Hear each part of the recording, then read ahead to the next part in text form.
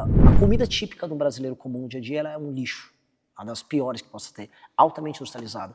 A questão é como dar escala na produção de alimentos saudáveis para que as pessoas comam esses alimentos saudáveis. Essa é a minha grande dúvida. Se eu pudesse contribuir com alguma coisa, entrar com uma política de não incentivo a produtos que são muito industrializados, com muito açúcar, com muito gordura.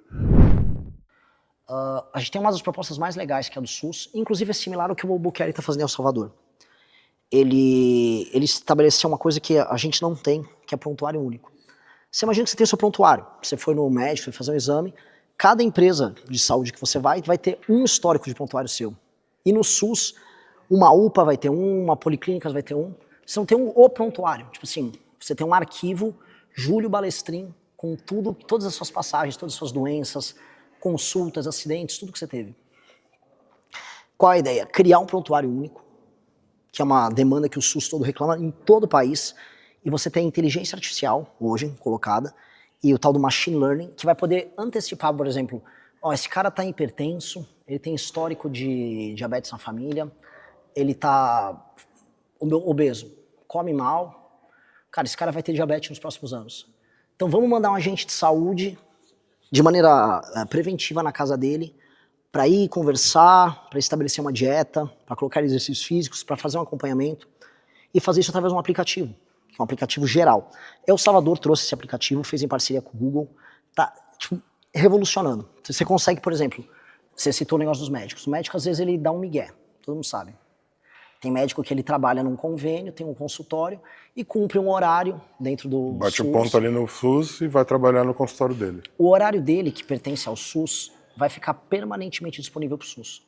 Então, se você é uma pessoa que mora em Guarulhos e não tem um médico para te atender naquele instante, mas você vai no aplicativo, vai ter um médico eventualmente em Caxias do Sul ou em Cuiabá apto a te atender. Ele tem que te atender por teleatendimento na hora.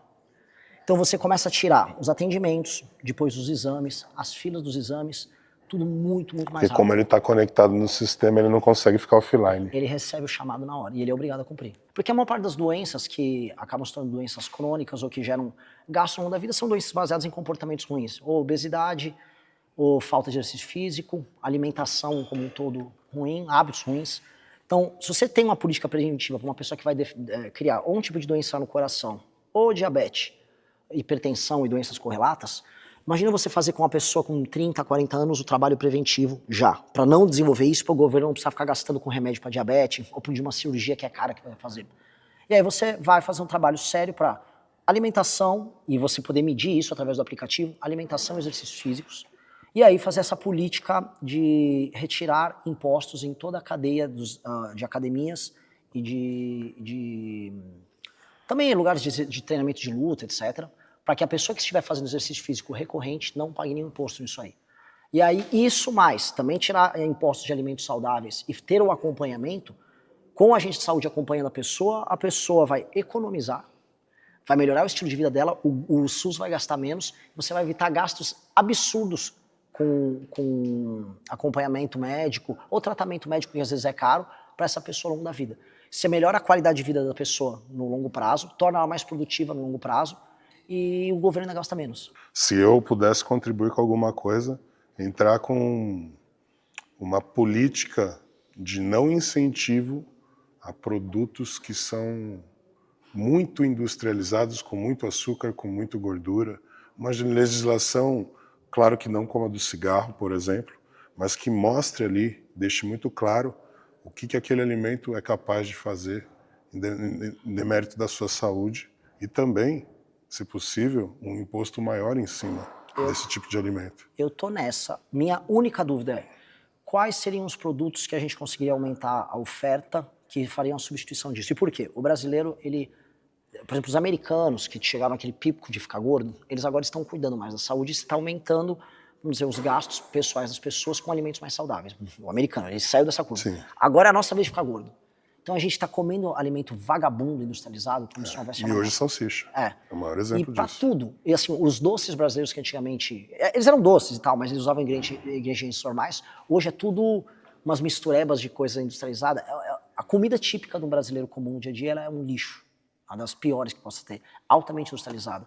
A questão é como dar escala na produção de alimentos saudáveis para que as pessoas comam esses alimentos saudáveis. Essa é a minha grande dúvida. Porque, no geral, se a pessoa vai num restaurante por quilo, por exemplo, ela come bem. O restaurante por quilo no Brasil é muito diversificado, mais do que a média do mundo. Você tem muita hortaliça, verdura, fruta.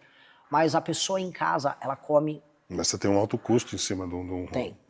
Então, como a dúvida nossa é só como você permite que a pessoa tenha acesso a proteína boa, a alimentos que sejam fáceis de produzir e que estejam baratos para que a pessoa não incorra nesse industrializado. Porque taxar o industrializado, taxar a comida lixo, eu acho que é obrigatório. Porque existe uma correlação direta entre a comida lixo e essa pessoa tá gorda, e essa pessoa ir parar num SUS da vida. Por causa dessa gordura. Assim, esse é o grande problema de saúde do Brasil. Ainda falando de saúde, a gente ainda tem esse impasse muito grande com relação a aborto.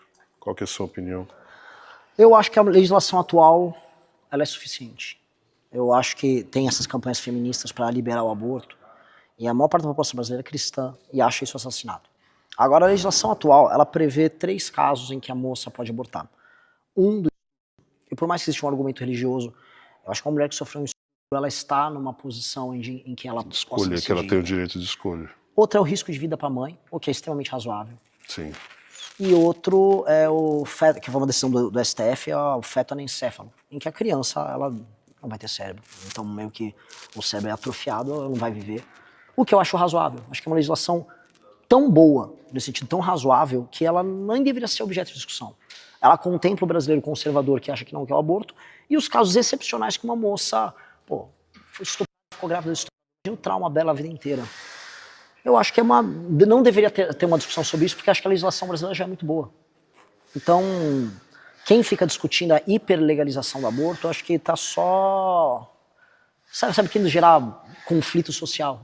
Acho que é uma discussão tão infantil, porque se fosse você, a moça vai correr o risco de vida, ela vai morrer com essa gravidez. Tem várias moças que passam por isso. E está proibido, ela... Seria uma discussão séria sobre risco de vida, mas não é sobre isso. A discussão, assim, é se o SUS...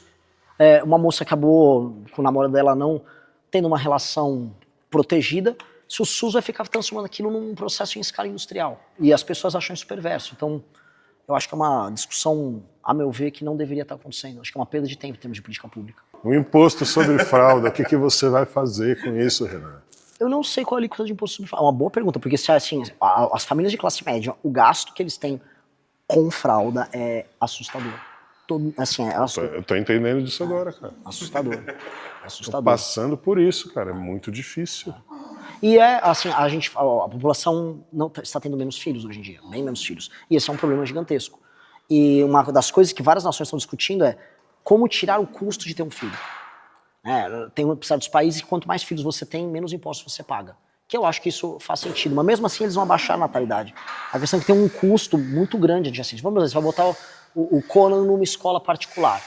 Hoje os preços estão assustadores numa escola particular. Os preços estão cada vez mais impagáveis. Eu fui ver a escola que eu tinha estudado quando eu era criança, que eu nem sei como meu pai pagava. Hoje, proporcionalmente, os preços estão assustadores. Assustadores. E se você é uma pessoa de classe média, você não vai comer mais em restaurante, sua vida vai estreitar muito se você quiser dar uma criação boa para os filhos. Falando já em educação, o que você tem de proposta, principalmente quando você fala de universidades federais e dessa anarquização que está acontecendo com as faculdades? Eu fiz faculdade pública, eu não fiz uma federal, eu fiz uma estadual que é a USP. E meio que já era assim, né? A ideia de um lugar livre, que a galera fica fumando maconha, faz politização o que quiser, ali. altamente politizado. Mas a que eu fazia, o nível da politização era mais alto no sentido positivo. Eu mesmo fundei um partido acadêmico lá, deu para disputar eleição, deu para ganhar a eleição contra a esquerda. Então, é um pouco diferente do resto do campus da USP. O problema é o seguinte, a politização ficou tão arraigada que você não consegue imaginar o que é uma universidade pública sem ser uma universidade pública de esquerda. Eu visitei algumas em Santa Catarina, especialmente na parte mais de exatas, em que a coisa é muito legal. Você tem projetos super legais, e a real é que boa parte dos projetos bons, em termos de pesquisa no Brasil, boa parte não, a maioria, vem da universidade pública.